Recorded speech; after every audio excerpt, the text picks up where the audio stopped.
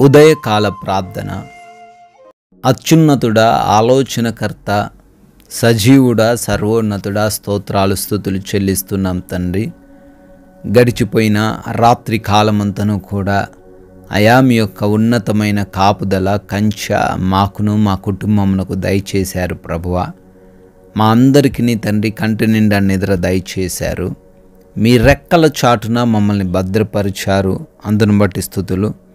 ఈ ఉదయాన్ని చూడాలని ఎంతోమంది ఆశపడినప్పటికీ వారికి లేని ధన్యత మాలో ఉన్న ప్రతి ఒక్కరికి దయచేసి సజీవులుగా మీ పాదాల చెంత చేర్చుకున్న విధానాన్ని బట్టి కూడా మీకే స్తుతులు ప్రభువా, స్తోత్రాలు, వందనాలు చెల్లిస్తున్నాం తండ్రి. అయా ఈ రోజున మీ నామ మహిమార్థమై మేమందరము జీవించే కృప దయచేయండి. మేమెవరము కూడా మా సొంత ఆలోచనలను బట్టి, సొంత తలంపులను బట్టి పాపంలో పడిపోకుండా, మార్గము తప్పి జీవించకుండా, మీ నామానికి అవమానకరంగా మేము ప్రవర్తించకుండా అయా మా అందరినీ మీరే నడిపించమని, న్యాయమైన మార్గంలో మమ్మల్ని సాగనివ్వమని ప్రార్థిమాలుకుంటున్నాం ప్రభువా. నిర్గమకాండము 14వ అధ్యాయం 14వ వచనము. యెహోవా మీ పక్షమున యుద్ధము చేయును అని భక్తుడు చెబుతున్న రీతిగా, అవును ప్రభువా, మా పక్షాన యుద్ధము చేయుటకు, మమ్మల్ని గెలిపించుటకు మీరు మాకు తోడై ఉన్నారు తండ్రి. ఈ రోజున మేము దేనిని చూసైతే భయపడుతున్నామో, ఏ యుద్ధము చేయలేక ఆగిపోవాలి అని అనుకుంటున్నామో, ఎవరి శక్తిని బట్టి మేము భీతి చెందుతున్నామో, మీరు వాగ్దానము చేస్తున్నారు ప్రభువా, మా పక్షమున మీరే యుద్ధము చేసి మమ్మల్ని గెలిపిస్తారు అని.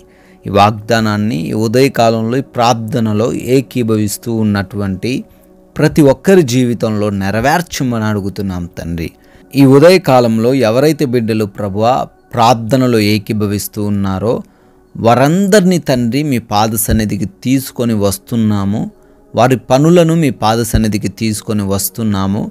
వారు చేస్తున్నటువంటి వ్యవసాయపు పనులు, పరిచర్యలు, ఉద్యోగములు, వ్యాపారములు, చేతి పనులు అయా వాటన్నిటినీ బహుగా దీవించమని, ఆశీర్వదించమని అడుగుతున్నాము. మీపైన ఆధారపడుతూ వారు నూరంతలుగా ఫలించే కృప దయచేయండి తండ్రి. ఏ పనులు ఆగిపోకుండా ప్రతి పని కూడా జరగడానికి సహాయం అనుగ్రహించండి ప్రభువా. అదేవిధంగా నూతనమైన కార్యక్రమములన్నిటినీ కూడా ఆశీర్వదించండి ప్రభువా. దీవించండి నాయన. అయా మా ప్రయాణాలను బట్టి అడుగుతున్నాము. మా వాహనాలను మీ స్వాధీనంలోనికి తీసుకొనండి. మా మార్గాలను మీ స్వాధీనంలోనికి తీసుకొనండి. మార్గమందు ఏ సమస్యలు, ఏ అపాయ ప్రమాదములు మమ్మల్ని తాకకుండా మీరే మీ కంచె కాపుదల దయచేయమని, మేమందరమును మరలా సురక్షితముగా మా ప్రాంతాలకు, మా గమ్యస్థానాలకు చేర్చబడుటకు కృప దయచేయమని అడుగుతున్నాము. అయా ఎగ్జామ్స్ రాస్తున్నవారు, ప్రిపేర్ అవుతున్నవారు, ఇంటర్వ్యూకి వెళ్తున్నవారు ఉన్నారయ్యా. వారందరిని బట్టి అడుగుతున్నాము. తగిన జ్ఞానము, జ్ఞాపక శక్తిని వారికి అనుగ్రహించండి.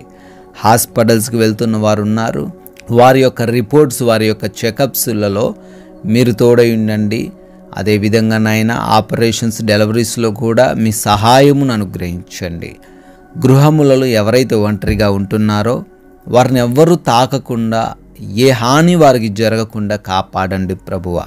అయా ఈ రోజున మాలో ఉన్న ఏ ఒక్కరికి ఎటువంటి లేమి రాకుండా, ఎవరు కూడా ఎటువంటి లోటును అనుభవించకుండా, సమృద్ధైన భోజనము చేత, సమృద్ధైన ఆర్థిక పరిస్థితి చేత, మంచి ఆరోగ్యము చేత ప్రతి ఒక్కరిని నింపమని అడుగుతున్నాం ప్రభువా తండ్రి. అదేవిధంగా ఈ రోజున మా సమయాన్ని మేము సద్వినియోగం చేసుకుంటూ, తోటివారిని ప్రేమిస్తూ, క్షమిస్తూ, సమాధానంగా, ప్రేమతో, ఎటువంటి విభేదాలు, గొడవలు లేకుండా, కక్షపూరిత సాధింపు చర్యలు మా ద్వారా జరగకుండా మాకు సహాయము దయచేయండి. మీ యొక్క కృపను బట్టి మరొక నూతన సంవత్సరంలో ప్రవేశించి బర్త్డేలు, యానివర్సరీలు సెలబ్రేట్ చేసుకుంటున్నారు. వారిని దీవించండి, వారి కుటుంబాలను ఆశీర్వదించండి.